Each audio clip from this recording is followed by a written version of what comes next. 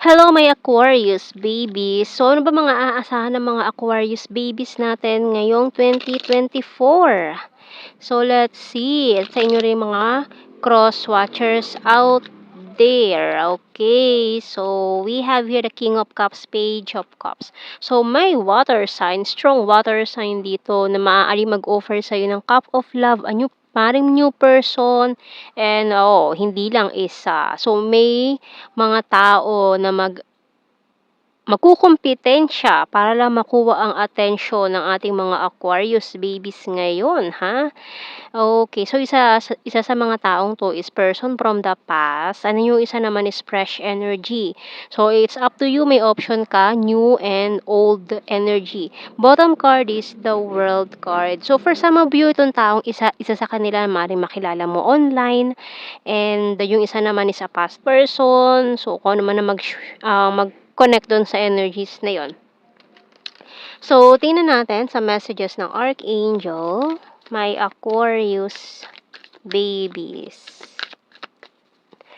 Ayan, kasi meron tayong death card, ending and start of a new beginning. So, kasi itong isa dito ay past person muna eh. Gifts from God by Archangel Sandalphon. We angels bring you gifts from your Creator. Open your arms to receive. So, atong 2024, maraming gifts ang ibibigay sa iyo si Lord. Maraming mga biyaya. I-claim mo itong mga blessings na ito dahil talaga naman, claim mo to. It's about you. Ayan, para sa iyo itong mga ibinibigay na ito, kaya i-receive mo, tanggapin mo. So, tingnan natin. Hingi tayo ng messages sa ating mga spirit animals for my Aquarius babies, sa inyong mga cross watchers. Okay, rabbit. Now is a lucky time. So, ang swerte ng 2024 for my Aquarius babies. Rhino, overcome any obstacles. So, itong mga pagdadaanan mong obstacles ngayon 2024, madali mo na itong lalampasan. No? Parang sisiw na lang sa'yo itong mga pagdadaanan mo. Nightingale, wow, tingnan mo to, love is all around. So, itong 2024, it's about love for you. No, may mga kumbaga itong mga nangyaring hindi maganda in the past, heartache na pinagdaanan mo ay makaka-get over ka na, and this 2024 is very promising about your love life and career.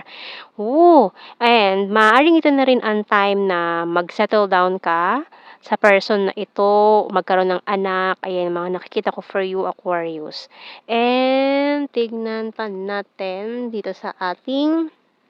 So, kung ikaw ay nag-iisip na mag-settle down this year, ayan, so maganda naman ang taon na ito para magkaroon ng anak for you.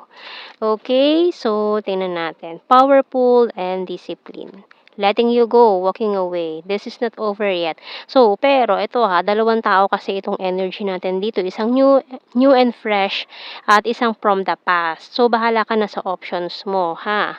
Ikaw nang bahala mamili dyan. So, we have here, please accept my cup of love. I need to achieve my goals and I'm willing to take the risk. So, kanino ka magte-take ng risk? Dito ba sa new person or sa past? Okay, bottom card natin, I'm working hard for our future. So, kuha tayo ng tatlong initials for may Aquarius. V and F. And the letter S. Okay.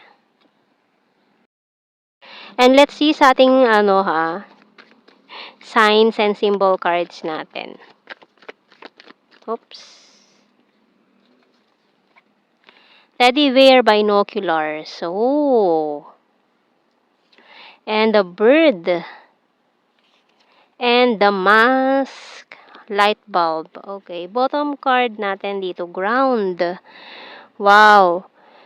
So, maraming ideas ha. Maraming mga marami kang mga pinaplano ngayon 2024 na isa sa katuparan mo ngayon.